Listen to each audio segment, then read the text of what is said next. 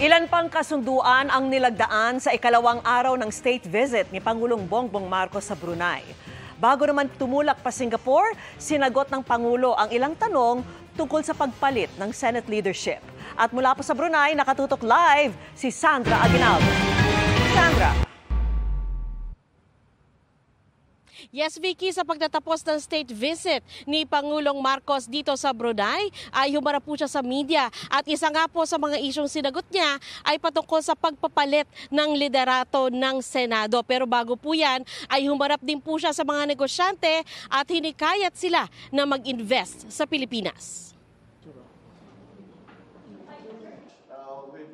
Sa kanyang pagharap sa media matapos ang kanyang aktibidad sa Brunei, sinagot ni Pangulong Ferdinand Marcos Jr. ang mga tanong kaugnay sa pagpapalit ng liderato sa Senado. Sabi niya, kinausap siya ni Senador Francis Escudero bago ito maganap. Matatandaang nagbitiw bilang Senate President si Senador Juan Miguel Zubiri kamakailan at pumalit sa kanya si Senador Francis Escudero matapos makuha ang suporta ng nakararaming senador.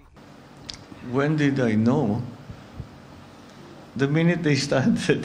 Actually, it was Senator Cheese. The minute he started thinking about it, he already brought it up and he said, I think I'm going to try to be the SP. What's my situation? What do you think? Pero sabi ni Marcos, wala siyang kinalaman sa nangyari. The decision to change the leadership is not made by me. It was made by the senators. I was basically informed at every step of the way. But it moved so quickly as well. Of course, we knew the state of the voting. Then when that was still being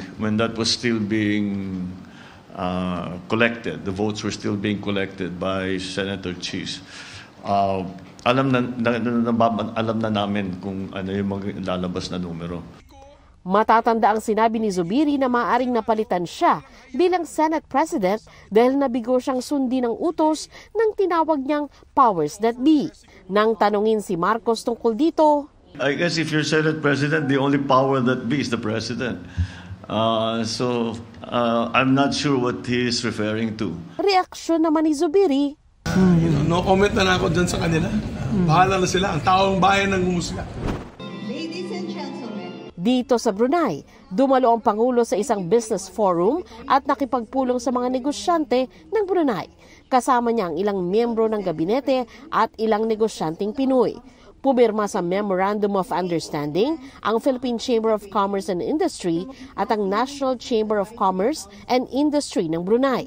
May nabuo ring Memorandum of Understanding sa agrikultura ang mga negosyante. May mga hakbang na raw na ginawa para mapabilis ang pagpasok ng mga mamumuhunan sa bansa. So I enjoin the business leaders of Brunei to seriously consider the Philippines as your prime investment destination.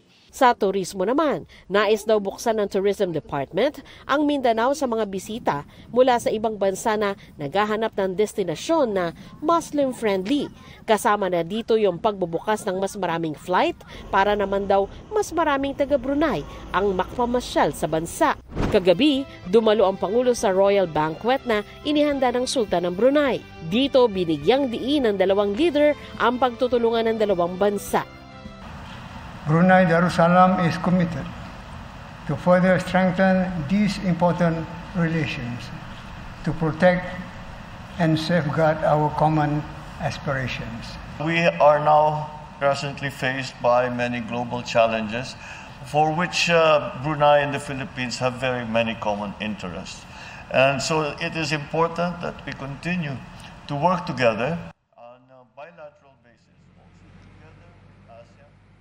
Vicky, bago mag-alas 5 ng hapon ay tumulak na papuntang Singapore ang Pangulo at inaasahan po na nandun na siya sa mga oras na ito. Yan muna po ang pinakahuling ulat mula dito sa Bandar Seri Begawan, Brunei. Vicky?